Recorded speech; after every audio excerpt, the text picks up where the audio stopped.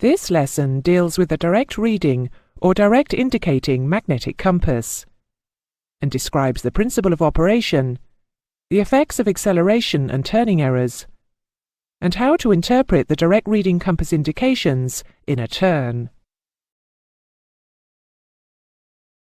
A magnetic compass uses the horizontal component of the Earth's magnetic field to indicate the direction over the surface of the Earth of the magnetic poles, and the aircraft's heading is based on this magnetic datum. The direct reading magnetic compass enables the pilot to directly read the aircraft's heading from a pivoted magnetic compass assembly. The vertical card compass, or E-type compass as it is commonly known, is a type in general use. It is quite usual for the E-type compass to be the main magnetic reference source in a light aircraft and a standby compass in larger aircraft. The maximum permissible deviation on any heading is 10 degrees. The E-type compass consists of a circular compass card attached directly to the magnet assembly, which is suspended in liquid within a compass bowl. A vertical lubber line on a glass window in the compass casing enables the heading to be read off the compass card. Later in the lesson, we will try turning onto a heading using the E-type compass to see how it works in practice. In the meantime, we need to consider the three basic properties a direct reading compass must possess. They are horizontality, sensitivity, and a periodicity. Let's look at each one in turn. It is the horizontal or H component of the Earth's magnetic field which enables the compass magnets to positively align themselves with the Earth's magnetic field in a north-south direction. The Earth's magnetic field will only be horizontal, however, along the inclination line, or magnetic equator. Even in mid-latitudes, lines of magnetic force in the Earth's magnetic field dip significantly below the horizontal. A freely suspended magnet assembly would follow the angle of dip, so to counteract this effect, the magnet assembly is pendulously suspended. A non-pendulously suspended magnet would take up the inclination of the local dip, like this. By suspending it from above, on a sharp pin sitting in a smooth, hard cup, we displace the centre of gravity from the centre. This produces a self-levelling mechanism. The centre of gravity will seek the lowest point. This means that the tilting effect caused by the vertical or Z component of the Earth's magnetic field is opposed by the weight of the magnet assembly, and the tilt or dip will be greatly reduced. Unfortunately, as we shall see later, this solution introduces new problems, called turning and acceleration errors, which we will discuss shortly. The sensitivity of a magnetic compass is its ability to accurately point to magnetic north. Two factors will affect this. The first is the strength of the Earth's magnetic field. The second factor is the pole strength of the compass needle or assembly.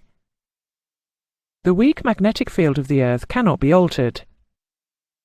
So to increase the sensitivity of the compass, multiple short magnets with a high degree of magnetism are incorporated into the magnet assembly. Sensitivity is further increased by reducing friction, and this is achieved in three ways. The first is to use an iridium-tipped pivot in a jeweled cup. The second is the lubricating effect on the pivot by the liquid which fills the compass bowl.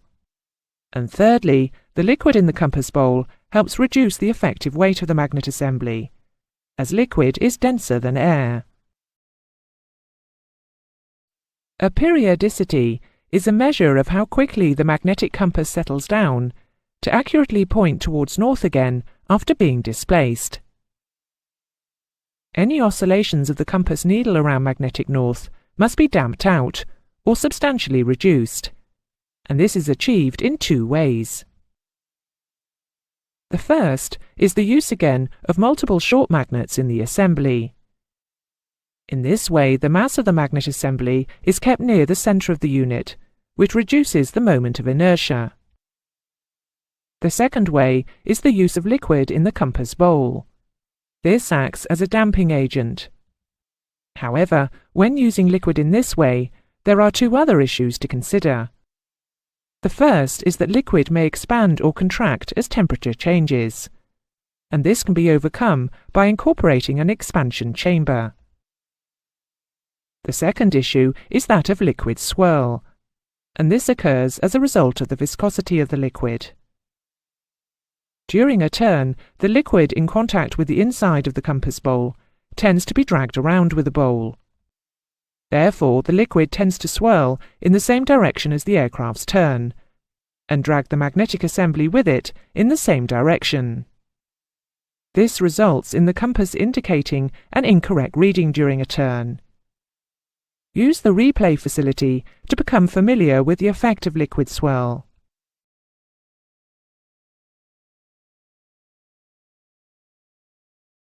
Turning and straight line acceleration errors can be quite substantial in the direct reading compass. So we will devote the rest of the lesson to these errors and how we deal with them, starting with errors resulting from straight line or linear acceleration. So to begin, let's look at the effect of a straight line or linear acceleration on the compass reading. And then we will look at why the effect arises. Let's accelerate an aircraft on a heading of due west, or 270 degrees in the northern hemisphere. Watch the compass heading, and we can see that as the aircraft accelerates, the compass tells us we are turning to the right, even though the aircraft's true track has remained in a straight line. Now let's look at the reason why this error occurs. Linear acceleration errors occur in direct reading magnetic compasses because the magnet assembly is pendulously suspended. If the centre of gravity of the compass assembly is not directly beneath the pivot point, as we can see in the diagram here, a couple will be set up between the direction of acceleration and inertia acting through the centre of gravity, which results in a turning moment. As magnetic dip causes the pivot point and the centre of gravity to become misaligned, it follows that where a turning moment can be created by magnetic dip, a turning error will occur. Let's look again then, with the help of our diagrams, at an acceleration on a heading of due west, or 270 degrees in the northern hemisphere. Because of dip, we can see that the end of the magnet which is attracted to the nearest terrestrial magnetic pole, in this case the North Pole, hangs down below the horizontal. This means that the magnet's pivot point is no longer overhead the centre of gravity. Instead, we can see it is closer to the nearer pole. The acceleration acts on the pivot point. However, the reaction to the acceleration acts on the centre of gravity. This produces a turning moment or couple, which causes the compass needle to rotate, even though the aircraft is not turning. It is worth noting that where magnetic dip occurs, regardless of which hemisphere we are in, an acceleration always results in an apparent turn towards the nearest magnetic pole. In deceleration, the opposite rules apply, and deceleration always results in an apparent turn towards the magnetic equator whenever magnetic dip occurs. It follows also that except for a small amount of liquid swirl effect in turns, there will be no acceleration errors at the magnetic equator because there is no magnetic dip at the magnetic equator. There will be no acceleration errors on north or south headings either, as on these headings both the pivot point and the centre of gravity are in alignment with the aircraft's fore and aft axis.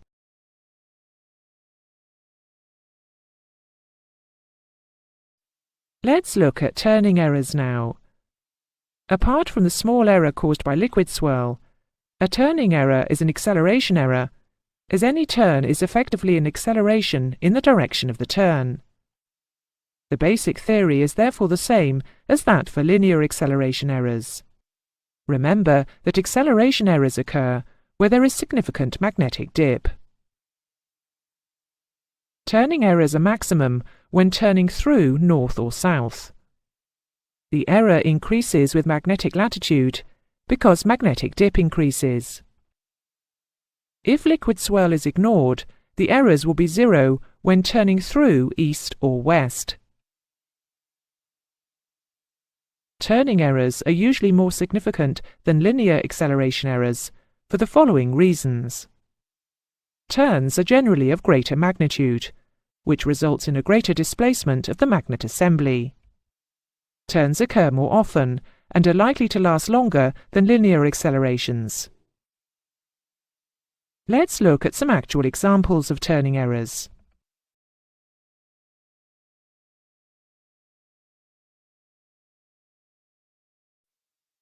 Suppose we now consider what happens to the compass reading when an aircraft executes a left-hand turn from 045 degrees to 315 degrees through north in the northern hemisphere.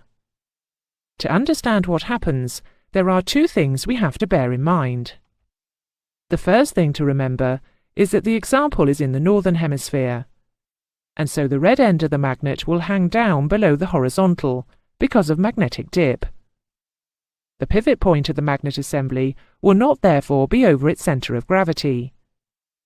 Instead, it will be nearer the red end of the magnet.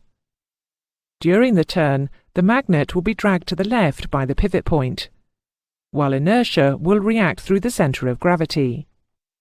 As these forces are not in line with each other, a couple is created which causes an anti-clockwise turning effect, moving the red end of the magnet to the left and the blue end of the magnet to the right, as we look at it here. The second thing we have to bear in mind, and this is fundamental to our understanding of turning errors, is that the compass rose card is orientated to enable the pilot to read the aircraft's heading directly from the compass card. This means that in order for the compass to read in the direction the pilot is facing, the compass card on the instrument will have to be orientated 180 degrees about the cardinal points of the compass. We can see this here, and it will help our understanding if this image is kept in mind. Remember that the compass card is fixed to the magnet, while the lubber line is fixed to the compass casing. So if the magnet swings anti-clockwise when viewed from overhead, the compass reading will increase, or overread. Conversely, if the magnet swings in a clockwise direction, the compass will decrease, or underread. Now let's return to looking at a left-hand turn from 045 degrees to 315 degrees through north in the northern hemisphere. Following the aircraft round the turn, we can see that although the aircraft has turned 90 degrees around the compass, during the same period of time, the magnet has rotated in the same direction by, say, only 70 degrees. Look closely, and we will see that only around 70 degrees have passed behind the lubber line and the compass overreads. In effect, the compass needs to catch up with the aircraft. So when the aircraft is on the desired heading of 315 degrees, the compass is indicating approximately 335 degrees. In order to turn the aircraft onto the desired heading of 315 degrees, therefore, the turn must be stopped when the compass reads 335 degrees or 20 degrees early. The compass will then catch up to read correctly. Think about it. Now let's look at what happens if we carry out a right-hand turn from 315 degrees to 045 degrees through north, again in the northern hemisphere. As before, because of magnetic dip, the red end of the magnet hangs down below the horizontal, and the pivot point will be nearer the red end of the magnet.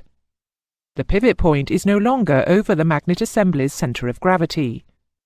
During the turn, the magnet will be dragged to the right by the pivot point. However, the inertia will react through the centre of gravity. As these forces are not in line, there will be a couple causing a turning effect, moving the red end of the magnet to the right. although the aircraft has turned 90 degrees around the compass, the magnet has been rotated in the same direction by a small amount, say 20 degrees. We have only seen 70 degrees pass behind the lubber line, and the compass underreads. In order to stop on the correct heading of 045 degrees, the turn must be stopped on 025 degrees or 20 degrees early.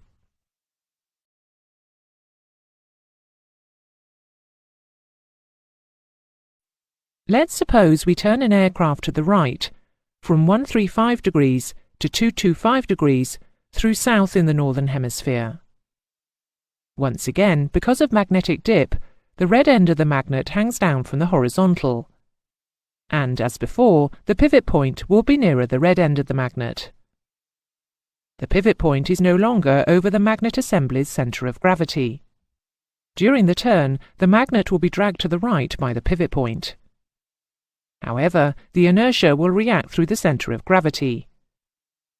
As these forces are not in line, the couple created causes a turning effect, moving the red end of the magnet to the right.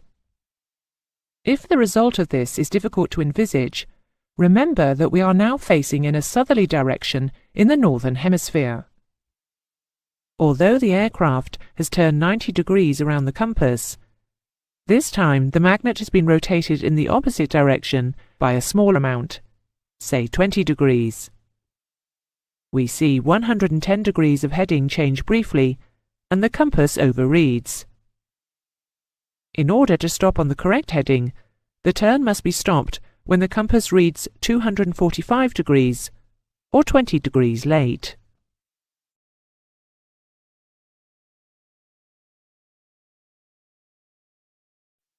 By now, we should be able to work out on our own what happens when we turn from 225 degrees to 135 degrees in the northern hemisphere through south.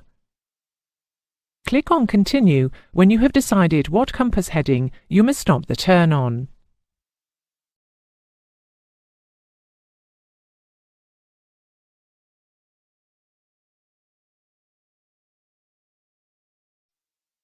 The answer is that we are turning left, and we should stop the turn when the compass reads approximately 115 degrees, or in other words, 20 degrees late.